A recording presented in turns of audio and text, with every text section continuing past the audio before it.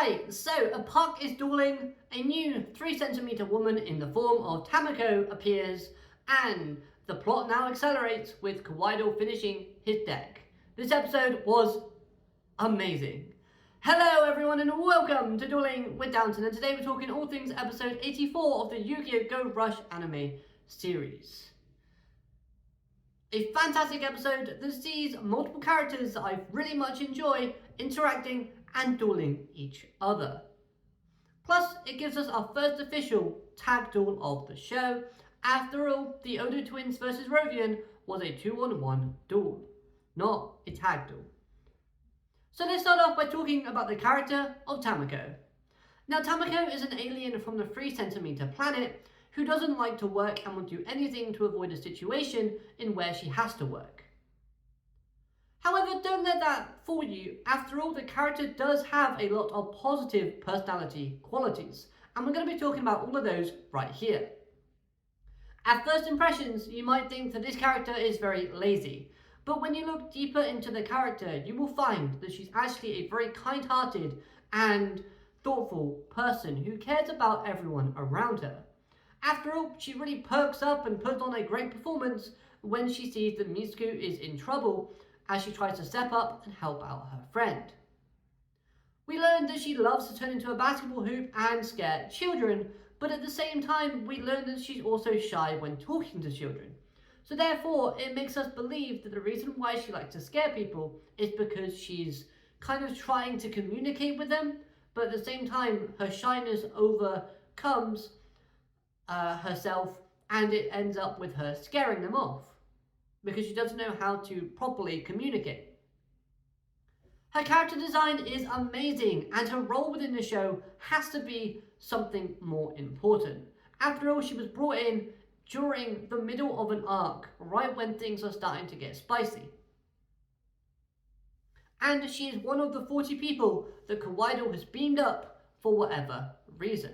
So hopefully we do see her again soon and it doesn't take too long. Because honestly, I really like this character and she certainly goes up in the rankings in terms of characters I love from the show. Now, speaking of being beamed up, these characters actually got beamed into Kawaii's deck box, which has now been completed. So it's safe to assume that Kawaii is going to be using our heroes as the cards for his deck that he'll be creating. Now, this gives us the reason to why 40 was in the sky within the previous few episodes, because 40 cards make up a brush duel deck. And we have 40 characters that have realised that they're in an alternative reality and have gone back to normal. But this whole Kawaii using our characters as cards really does fit perfectly with the theme of Kawaii wanting to use aliens and humans as chess pieces in his game that we first got introduced to when Kawaii was announced as the villain. Now, I thought it was rather interesting that Yugioh was the only one to remain, and he wasn't turned into the card for Kawaii's deck. So it'd be interesting to see in the next episode how Yugioh interacts with Kawaii and how this will affect things moving forward. Because if Kawaii is genuinely using our heroes as monsters to face Yugioh in a duel, will Yugioh be able to attack? Will it be like a situation we had with Atem when he was dueling darts, where we had the Mirror Knights and they had all the faces of his friends and he just wouldn't attack them? Now, staying with Yugioh and Kawaii, we know that at the beginning, Kawaii wanted to use Yugioh as a medium to rally all the aliens and humans in the world so that he could use them. He wanted Yugioh to be his centerpiece. And he's kind of done that in his time space, because we know that Yugioh has been somewhat under the influence of Kawaii throughout this entire process. And throughout this entire process, Yugioh has been going around with UTS and helping them turn their friends back to normal by making them understand they're in this alternative reality. Therefore, he's been helping Kawaii get the cards / materials he needs for his deck. So I really do like that everyone's been playing along under Kawaii's sort of puppet strings. Now, Epoch was in this episode, so you know it's going to be full of antics and full of fun. And we see her antics again, where she rolls herself as a dice and always gets a 6. And I love how even the show acknowledges this, with Yugioh saying that she'll get a 6 even before she actually rolls herself. Now, we do have to give Epoch credit because she does now hold the new record for the most consecutive attacks that any monster has done in all of Yu-Gi-Oh!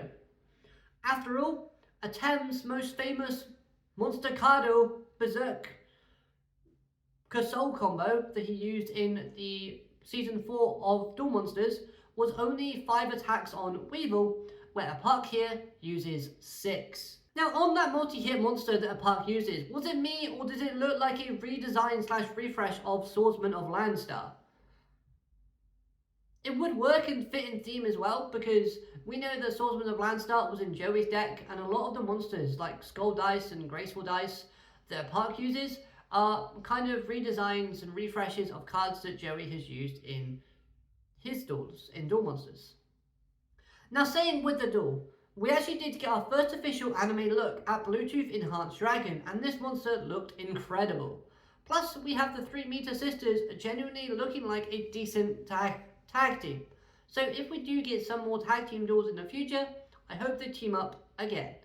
So in basketball terms, this episode was a 3-pointer or a slam dunk, whatever you want to call it, because it was ultimately amazing. And I can't wait to see what the next one brings us, as the whole deck building aspect needs to play out, as well as the fact is we should be getting Yugioh versus Kawaii. So let's see how that turns out.